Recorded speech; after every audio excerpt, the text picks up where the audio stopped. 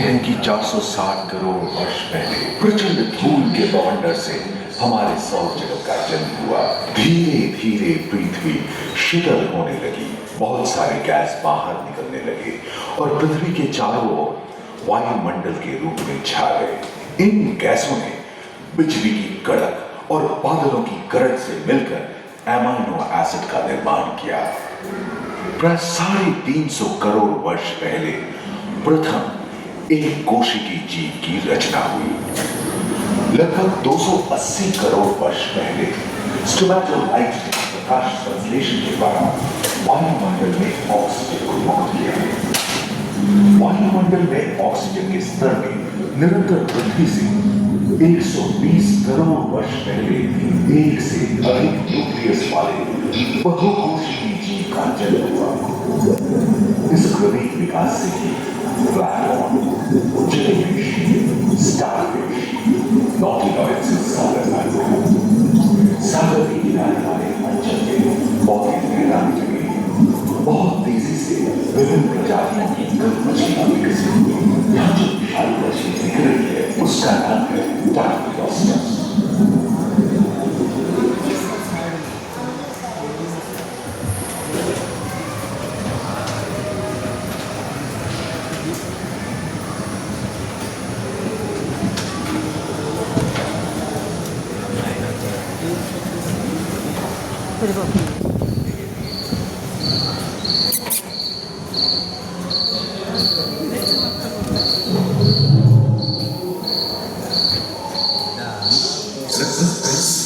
वर्ष पहले धरती पर पेड़ पौधों का जन्म जो बढ़ते गए और घने जंगल में बदल गए।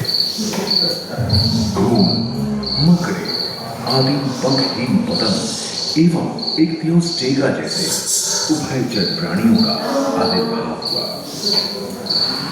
सरीसृप जैसे स्तनपायी डायमेट्रोडोन प्रकट हुए, जिसकी पीठ पर नौका के पाल की तरह एक अंग था जो ताप को नियंत्रित रखने में मदद करता था।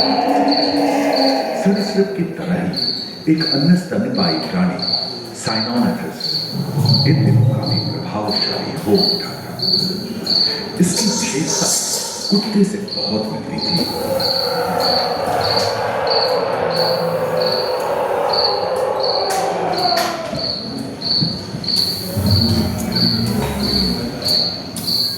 प्राय 1 मीटर तक पंख फैलाने में सक्षम ड्रैगन फ्लाई, साथ ही दिलचिट्टे, बीटल एवं बिच्छू पृथ्वी के चारों ओर फैल गए थे। धरती में पाए जाने वाले अधिकांश कोयले कार्बोनिफेरस युग के मृत पौधे से उत्पन्न हुए थे, जो कि धरती के अंदर दब गए थे। उन दिनों पृथ्वी के 1/3 हिस्से में एकमात्र महादेश था जिसे पैंजिया कहा जाता था। जलवायु गर्म रहती थी। भूभाग पर प्रागैतिहासिक सरीसृपों का ही शासन था, जिन्होंने शुष्क जलवायु के साथ खुद को ढाल लिया था।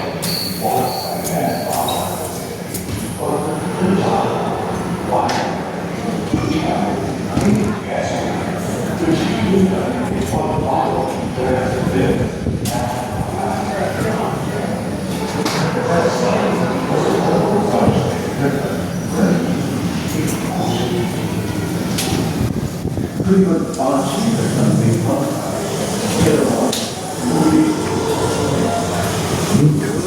कच्छ और मगरमच्छों का लगभग 22 करोड़ वर्ष पहले इस धरती का हुआ था। प्रथम स्तनपायी जीव और चूहे जैसे आकार प्राचीन संस्कृत समाप्त होने लगे और उनके डायनासोर में देखा एवं अन्य 20 करोड़ वर्ष पहले घटी थी। डायनासोर विभिन्न आकार एवं नाम के थे और धरती के कोने कोने में फैल गए थे एवं जलवायु के अनुकूल खुद को ढाल दिया था। इनमें से कुछ तो गिलहन की तरह चौथे ढंग के थे और कुछ 15 पूर्ण वयस्क हाथियों जितने भारी थे।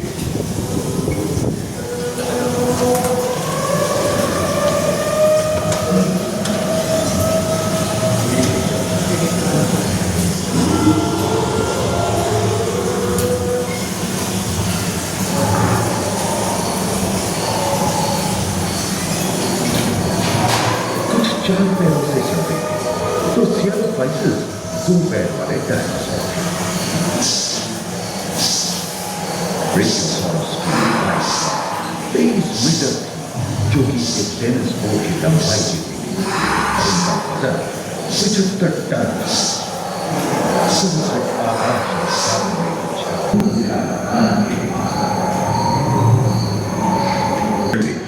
क्रेटेशियस युग का प्रथम चरण तक डायनासोर के लिए स्वर्णिम युग रहा। जलवायु में नमी की मौजूदगी से पृथ्वी पेड़ पौधों से भर उठी थी।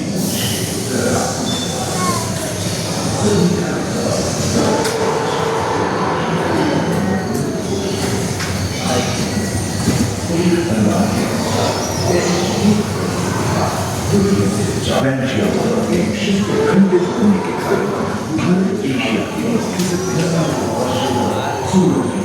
महादेशीय प्लेटों में हलचल होने से ज्वालामुखी के रूप में इसके वजह में आए भूकंप से विभिन्न भौगोलिक आकार एवं आकृतियां निर्मित हुई। स्पाइनोसॉरस के पीठ पर नौका के पाल की तरह एक अंक हुआ करता था, जिससे वो अपने शरीर के दाब को नियंत्रित करता था। एवं ओविराप्टर जैसे छोटे डायनासोर तो ओलंपिक के तेज धावकों की तरह दौड़ सकते थे। और के सिर पर कलगी करीबन 5 मीटर लंबे पंख वाले टेरोनॉर्मस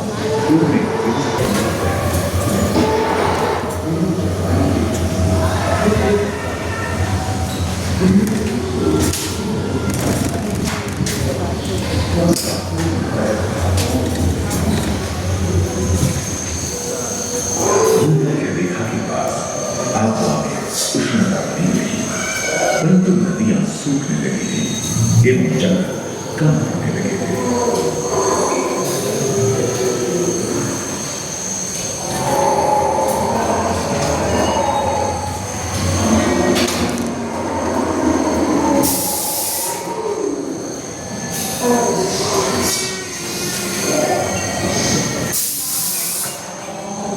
एकांत महादेश में जीव जंतुओं का विकास स्वतंत्र रूप से शुरू हुआ।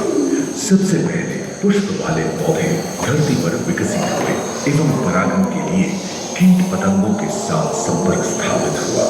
वे तेजी से धरती पर बढ़ने लगे। इसी समय पहली बार धरती पर सांपों का जन्म हुआ। डायनासोर में सबसे भयंकर था टिरानोसॉरस रेक्स। भूस्थल पर इसका ही राज चलता था। यह प्राय 12 मीटर लंबा यानी 2 मंजिला मकान के आकार का।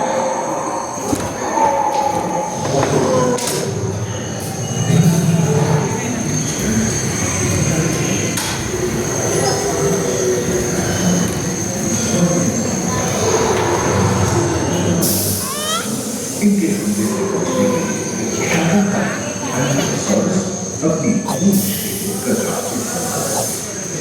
सभी डायनासोर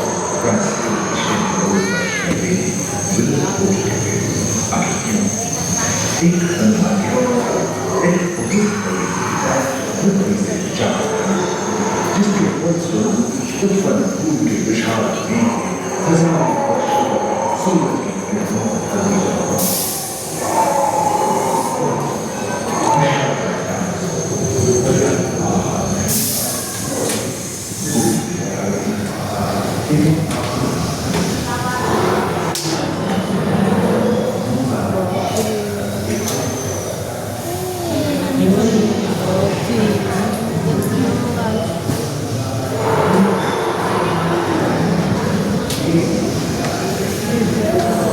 Very wonder.